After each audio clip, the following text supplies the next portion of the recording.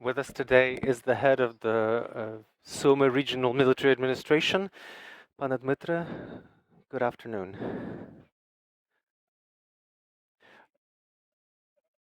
Let us begin with a question, perhaps, of what sort of situation do you have in the region, and what sort of priorities? What is most on your mind today? Well, the situation is stable. It's under control. We're trying to reestablish infrastructure, electricity, gas, water, sewage, heating, the repair of power stations that have been destroyed by missile strikes and airstrikes, renovation of residential infrastructure and territories. We've started work on collecting scrap metal that remains after the orcs here in the region, after they were destroyed either by Bayraktars or by our artillery while the Sumy was being liberated, the Sumy region was being liberated. And throughout the time while they were at the region, both locals, local volunteers, partisans were working on these columns as well. This technology, this scrap metal that remains will be used for the goals of our defense. We have an agreement with the defense with a company that will melt it to create anti-tank defense and other defensive structures that need to be built in the region to secure the residents and Ukrainians from repeated invasion into our territory. We're working with the government, with ministries, with various organizations.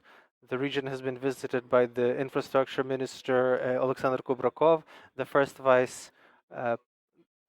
deputy prime minister, Yulia Sverdenko, the development minister, Alexei Chernyshov. Today we're working together with the leadership of the emergency service,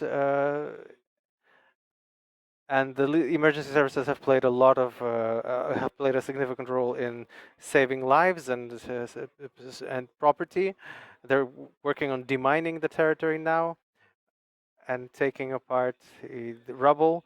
We've had a joint emergency services force that come in to clear rubble in certain objects that need renovation and clearing. We're also working with the members of the supervisory board of the Ukrainian savings bank, Ощадбанк, and we're working on repairing the economy, reestablishing industry, support, crediting, including crediting for small and medium agrarian business, agricultural business, recycling projects, and food security. In addition to, we also provide humanitarian aid, food.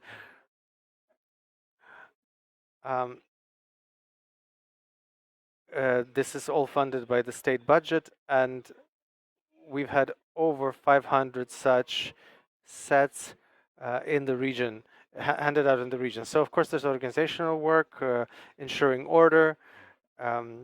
We're working, the military services, where the military law and order services working, where weapons have been handed in, but haven't been perhaps yet sufficiently legally taken care of. So this will be taken care of with people who are working in the territorial defense, and all of the legal issues in the region will be taken care of. So the region is working as normal at the moment.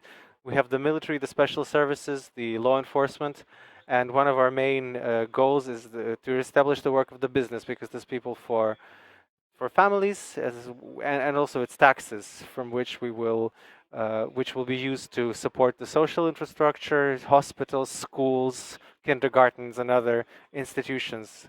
And also these are taxes that will help us rebuild the region. Understood. What sort of situation do you have in the Sumy region as far as transport infrastructure is concerned? We understand that after combat, after the roads have been heavily hit. has anything been repaired? Has connection to Kyiv been reestablished and with other centers in Ukraine? So the car traffic in the region is completely renewed. We do have bridges that have been blown up. When the Russian terrorist forces left the region, they blew up bridges after themselves. These bridges will not be rebuilt so far. In the Poltava and Kharkiv region, we've had a ferry next to one of the blown up bridges to reestablish connection. Um, Basically, the connection, liaisons in the region are there. Where we have a blown up bridge next to Chumakove is a bridge that connected Putev to Sumy. We do have roundabout ways to get there. As far as the roads, the damage is not significant.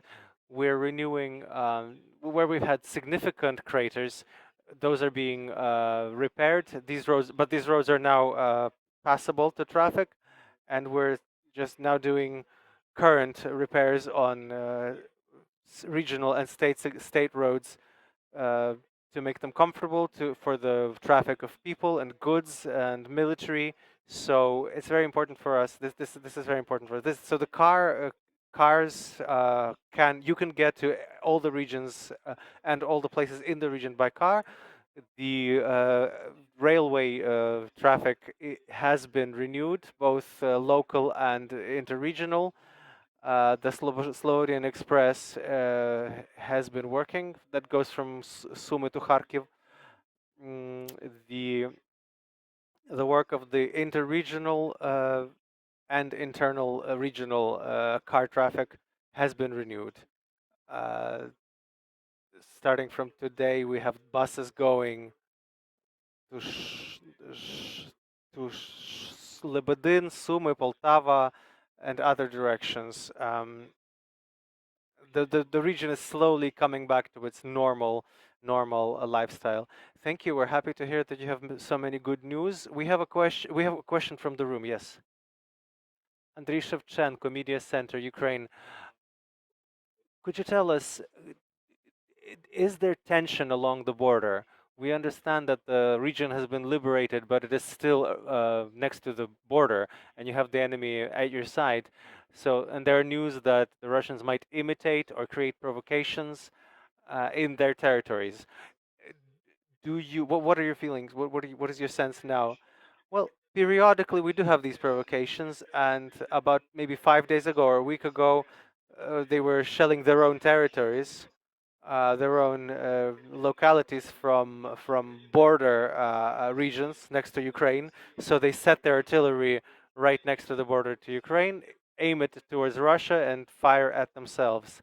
This is this is perhaps a unique thing where these people don't only fight another state and fight the peaceful civilians, they're also fighting their own citizens. I don't know how their own citizens put up with it, although they know and they can see that they're being shelled by their own military, or I don't know if we can even call them military, but perhaps they have greater trust in the television than their own eyes and ears. A few days ago, we've had shelling of the Ochtyrka district with prohibited weapons that destroy buildings. They have hit residential infrastructure as well. They have damaged social infrastructure. Um, Fortunately, no casualties, no deaths, but these provocations do periodically take place. It's hard to say that we can't really say that there's a threat of a full-scale invasion into the region yet. We assess the situation as calm and stable, but of course we don't know how it will develop. Nobody knows what's going to happen in 3 or 4 days. What what localities in Sumy have been the hardest hit from combat, from the war, both in terms of infrastructure destruction and civilian losses? Could you tell us about this? It would be nice to hear and to know. Also, perhaps you know about, perhaps you have an idea of what sort of level of funding we're going to need to renew all this. Okay, the hardest hit, I think, it's the Ochtyrka, Konotop, Shostka. So these areas, the majority of the districts of the region, as far as the large localities and large towns, as far as communities, is Ochtyrka, Trostянець, Велика Писарівська community, Krasnopil, Sumy itself. There have been serious infrastructure destruction and energy objects. The 40th energy subplant, the electricity lines. There's been significant damage to businesses, like one of the there's a paint factory that's been seriously damaged, and their storehouse has been completely destroyed. There's Mondelez biscuit factory in Trostянець. Everybody knows the Oreo and Barney cookies, all of those are being made there. That has been completely destroyed, leveled by the Russian military. There have been combustions and a fire. Pig farms, storehouses, agricultural companies. A lot of the agricultural technology has been stolen. So they have put their own tractors and combines, and there's destruction. And there's destruction in Shostka during an air raid. Some companies in Shostka have taken damage, and a lot of destroyed objects in the Konotop district, mostly agricultural, and also residential buildings, village councils, etc., etc., etc. So basically, everywhere where Russian forces stood or moved. Could you tell us about this? Because this is a very special experience that many people in the Sumy region have. What is it? What happens after the occupiers? What do people tell? What stories do people tell? What are your impressions? What remains? Destruction remains. Not much to say. We have losses among the civilian population. We have the damaged, ruined buildings and infrastructure, ruined localities that they have occupied. There's no electricity. They're without electricity or heating or water. Um, there have been destroyed roads, particularly in the small areas where the roads in the villages have not been built with the heavy armor in mind. So instead of roads, you now have these kind of dug up areas, these big tank traces, knee deep, that are now being leveled to at least make them passable, because in many regions you couldn't get either food or medicines. In many places you could only walk them. So,